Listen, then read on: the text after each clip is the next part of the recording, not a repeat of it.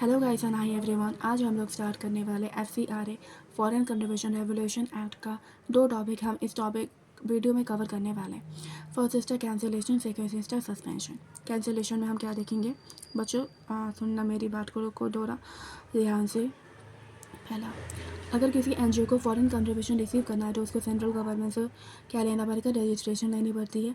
और वो रजिस्ट्रेशन जो है वो वैलिड रहता है 5 सालों तक, या फिर उसको लेना पड़ता है प्रायर परमिशन। और यहाँ पे लिखा गया है कि जो इस पॉइंट पे हम देखने वाले हैं कि सेंट्रल गवर्नमेंट चाहे तो उस रजिस्ट्रेशन को कैंसिल कर सकती है।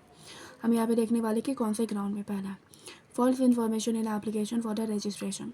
उस एनजीओ ने जो एप्लीकेशन दी थी उसमें उसने गलत इन्फॉर्मेशन दिया है रजिस्ट्रेशन के टाइम पे, तो आपका सेंट्रल गवर्नमेंट जो है उस रजिस्ट्रेशन को कैंसिल कर सकते हैं। दूसरा, रजिस्ट्रेशन का जो टर्म्स है एनजीओ ने वायलेट किया है। थर्ड, FCRA का जो एक्ट है उसके प्रोविज़न को वायलेट किया है, या फिर जो पब्लिक इंटरेस्ट है उसके हिसाब से अगर सेंट्रल गवर्नमेंट को लगता है कि वो नेसेसरी है उस एनजीओ के रजिस्ट्रेशन को कैंसिल करना तो वो कैंसिल कर सकती है। एंड सबसे last and most important point, किसी एनजीओ ने क्या किया है, फॉरेन कंट्रीब्यूशन रिसीव तो कर लिया, बट 2 साल हो चुके हैं उसने पब्लिक के बेनिफिशियल में कुछ भी काम नहीं किया है, सोसाइटी के बेनिफिट में कोई भी काम नहीं किया, तो सेंट्रल गवर्नमेंट उसके रजिस्ट्रेशन को कैंसिल कर सकती है।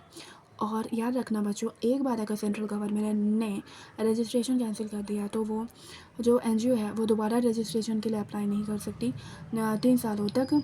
और प्रायर परमिशन के लिए भी वो जो है वो एलिजिबल नहीं होती, 3 सालों तक जो है वो अप्लाई नहीं कर सकती। उसके बाद सस्पेंशन, सेंट्रल गवर्नमेंट जो है उसके सर्टिफिकेट ऑफ रजिस्ट्रेशन को सस्पेंड भी कर सकती है। कितने दिनों के लिए, 180 प्लस है 180 डेज़ के लिए। एक बार सेंट्रल गवर्नमेंट ने सस्पेंशन कर दिया किसी के रजिस्ट्रेशन को तो वो जो एनजीओ है वो फॉरेन कंट्रीब्यूशन रिसीव नहीं कर सकती। दूसरा, only 25% of the foreign contribution in custody can be utilised after central government approval. Central government के अप्रूवल के बाद ही 25% जो फॉरेन कंट्रीब्यूशन है वो जो एनजीओ है वो यूटिलाइज़ कर सकती है।